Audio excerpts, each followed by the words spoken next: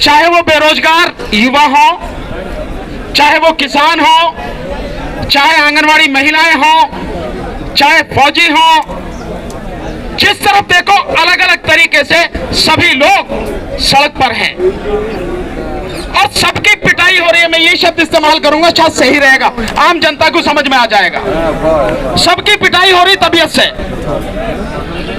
ये जितने भी लोग हैं इनको नहीं समझ में आता, ये आप लोगों को समझ में नहीं आता। भाई मेरे अलग अलग लड़ने की बजाय सारे इकट्ठे होकर लड़ो। ये सरकार हर किसी की गर्दन काट रही है, ये सरकार हर किसी को तबाह करने पर तुली हुई है और इसीलिए लगातार इस तरह के कानून ला रही है।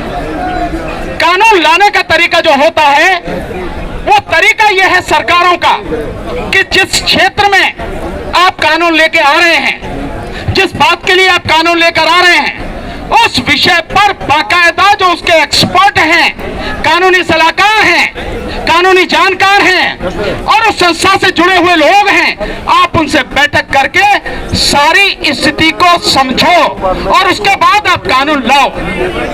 लेकिन आपसे कोई पूछताछ तो नहीं की सरकार ने? जोर से क्यों नहीं बोलते, बताते क्यों नहीं की? आपके जो ट्रक मालिक है उनसे भी कोई पूछताछ नहीं की? आपके जो संगठन है उनसे भी कोई पूछताछ नहीं की? इनके जो कानूनी सलाहकार है उनकी कितनी अकल है मेरी समझ में नहीं आता।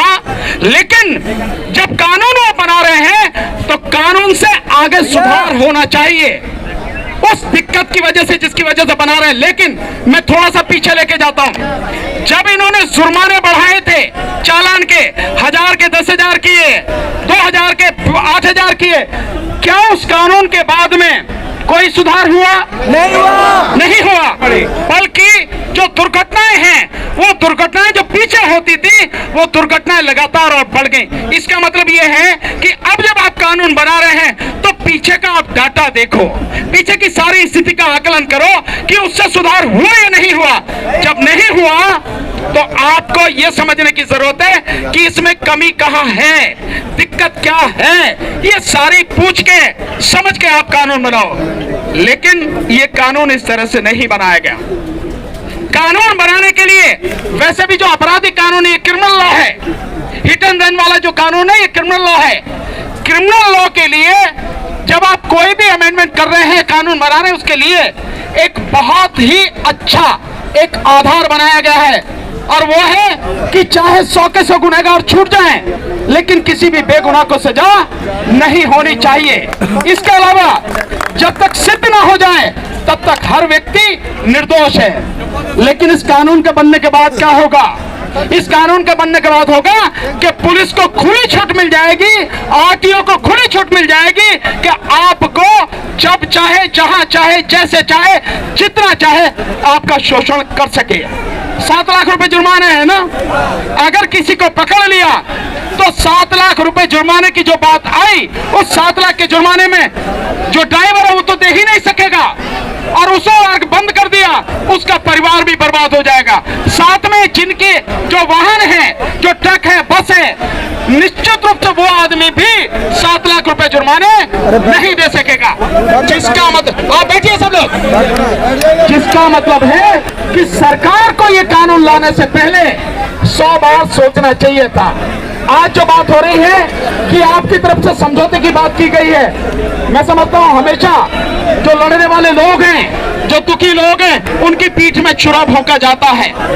अपनी एक यूनियन बनाओ, अपनी एक एग्जीक्यूटिव बॉडी बनाओ ड्राइवरों की, उनमें से जो अच्छे समझदार लोग हैं उनको लीड करने के लिए आगे लाओ और जब तक वो आपके सामने सरकार से बात करें और बात सरकार से कुछ नहीं करें, बहुत सीधी सी बात है, भैया कानून वापस ले लो, हमें तो बात करने की जरूरत नहीं है। जैसे कृषि कानून वापस लिए, कोई लिखित में समझौता नहीं। आप जानते हो मोदी और अमित शाह को यू टर्न मारने में इनका कोई दूसरा मतलब इनका मुकाबला नहीं कर सकता। आपको लिख के भी दे देंगे तो क्या कर लोगे आप? यू टर्न कर जाएं, क्या फर्क पड़ता है उन पे? मौखिक की तो कोई बात ही नहीं है, मुंह जबानी की कोई बात ही नहीं है। लिखित में भी आपको दे दे तो भी एक पल में बदलने में इन्हें जरा सा फर्क नहीं पड़ता।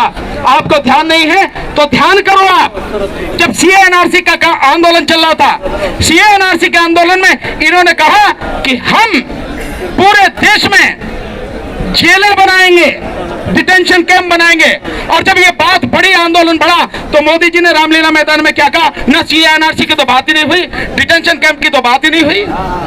ये ऐसे पलट जाते हैं। सो मेरा आपसे निवेदन है, हम आपके साथ, हमारी टीम आपके साथ, जिस तरह की भी कानूनी सलाह, जिस तरह भी कानूनी मदद आपको चाहिए, हम बिना किसी पैसे के आपको वो प्रोवाइड कराएंगे, ये मेरा वादा है।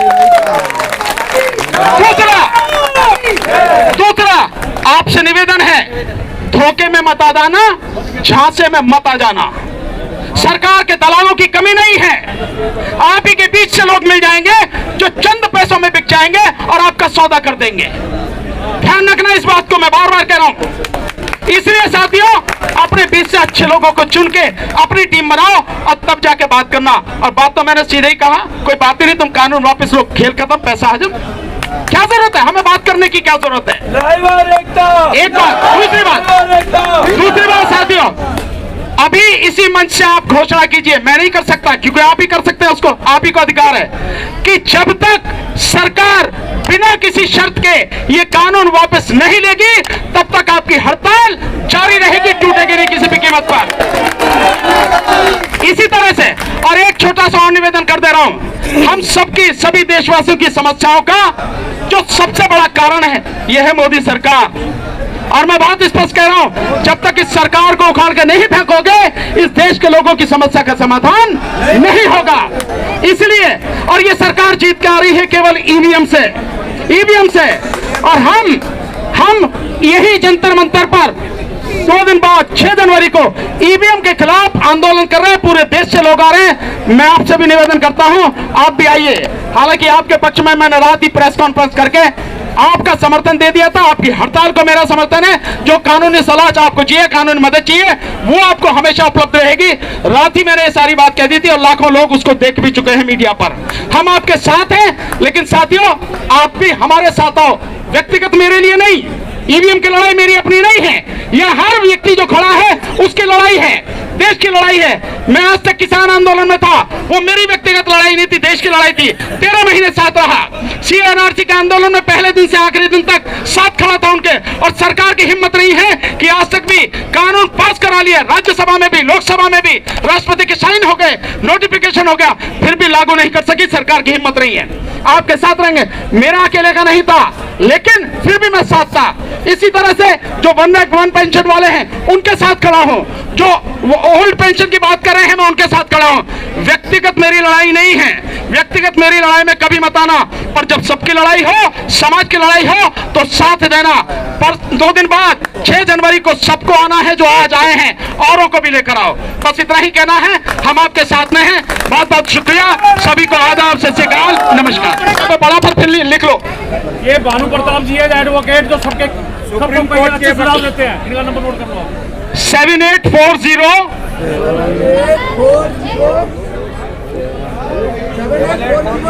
8686 66 78 40 86 86 66, ये मेरा नंबर है। थैंक यू साथियों। भारत माता की।